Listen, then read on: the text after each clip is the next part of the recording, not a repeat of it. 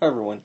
In this short little video I just want to talk about the demand for loanable funds. So we're working up to build up a model of how the real interest rate is determined in the economy, and the model we're going to use is something called the loanable funds model.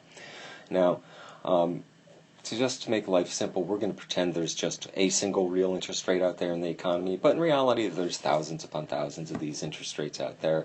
There's an interest rate on a savings account, car loan, student loan, passbook or savings account, certificates of deposit, the rates of return if you invested in stocks and bonds and all of that. But we're going to make life real easy and just assume there is a single real interest rate out there, and it's going to be determined in this model for loanable funds.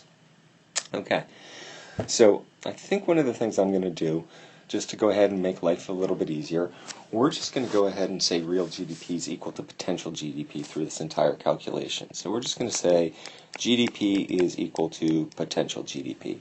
And if I ever need to write potential GDP again, I'm just going to go ahead and write Y for GDP with a P in the superscript in this case.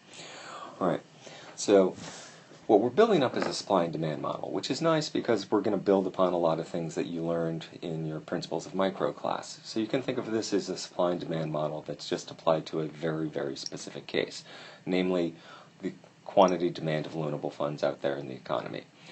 Alright, well, if we're going to have a supply and demand model, we've got to have a price and we've got to have a quantity. So our quantity here is going to be loanable funds. Either the amount that people are borrowing or the amount that the financial system is lending out. And we are also having a very, very, very simple financial system where we'll just say it's banks. Right? We won't deal about hedge funds, investment banks, and all that stuff. We'll just call it the financial system and ignore the details till later on in the course. So the quantity is going to be loanable funds. The price we're going to have is going to be R, the real interest rate. Alright,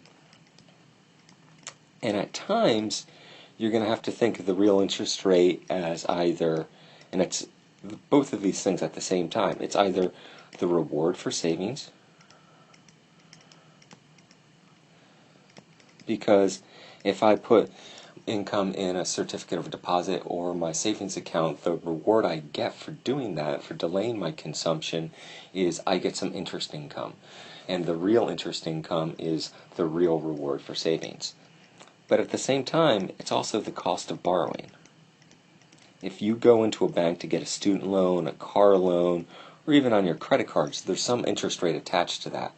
Well, interest rates normally expressed in nominal terms, but if you adjust for inflation, you get the real interest rate.